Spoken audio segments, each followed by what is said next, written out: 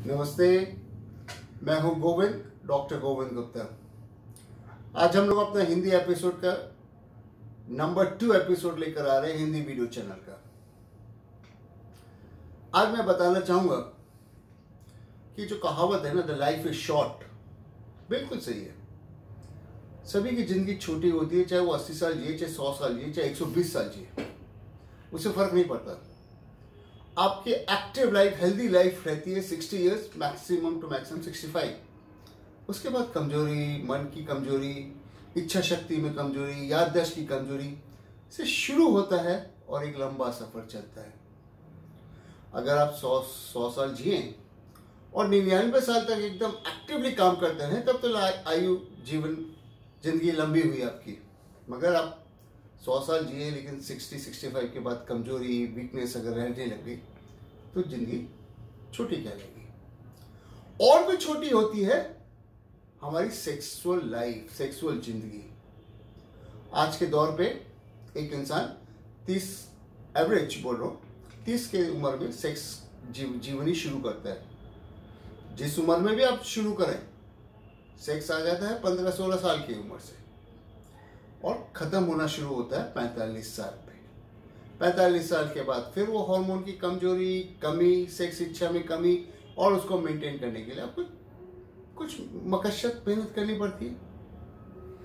तो मैं बता रहा था कि आप एक एवरेज आदमी आज की जिंदगी में सिर्फ 15 साल अपनी लाइफ के एक सेक्सुअल लाइफ में जीता है।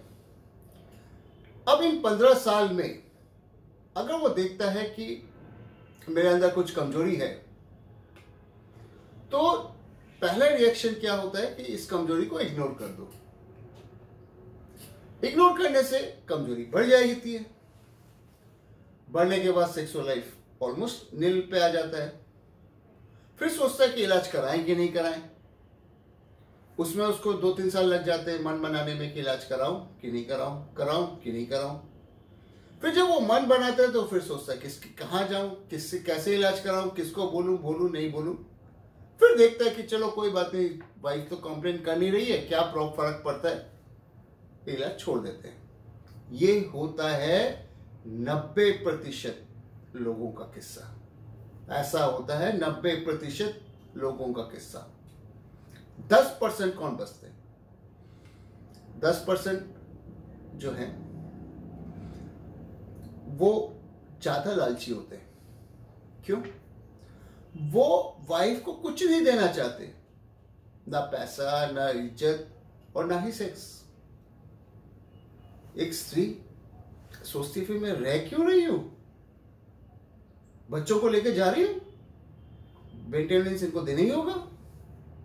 फिर जब घर छोड़ के चली जाती है वाइफ, तो तकलीफ होती है बिना वाइफ के घर में। फिर घर सुनसान लगता है, खाने की दिक्कत होती है, तो उनको लगता है कि नहीं अब इलाज कराना है। फिर जब वो इलाज करने उतरते हैं तो आनंद फानंद में जो पहले दिखा वहां चले जाते हैं और वो हो जाते हैं बेकार। उनका पैसे भी बेकार हो जाते हैं, इलाज भी बेकार हो जाता है। तो ऐसे डिसीजंस मत लीजिए। आपकी प्रॉब्लम है, उसको पहले मान ले कि यस मुझे प्रॉब्लम है, और आप ये सोचिए कि मैं प्रॉब्लम में क्यों रहूं। फिर लोग कहते हैं नहीं सर मुझे प्रॉब्लम में रहने दो, क्योंकि मुझे दवाई खाने से बहुत डर लगता है, पता नहीं क्या से क्या हो जाए। भाई साहब, जो खाना आप खाते हैं उससे ज्यादा रिसर्च दवाई बनाने में जाता है। हम लोग आज आटा खाते हैं, पहले हम लोग भूसा का आटा लेते थे, अब सुपर रिफाइंड आटा आता है। सुपर रिफाइंड आटा से क्या होता है? डायबिटीज, बहुत जल्दी वेट बढ़ता है और बहुत जल्दी इंसुलिन खत्म हो जाता है, डायबिटीज हो जाती है। इसी तरीके से हम लोग सुपर रिफाइंड वाइट राइस खाएंगे, बढ़िया से बढ़िया राइस खाएंगे, भाई क्यों नहीं खा सकते। मगर आपने कभी साइड इफेक्ट के बारे में नहीं सोचा, उससे भी diabetes, blood pressure, heart attack, सारी प्रॉब्लम शुरू होती है। मगर जब हम लोग कहते हैं कि आप रोटी मत खाइए, चावल भी मत खाइए, दाल से और सब्जी से आप पेट भरिए, देखिए स्वस्थ कितना अच्छा होता है। विश्वास नहीं होता किसी को, जबकि ये फैक्ट है।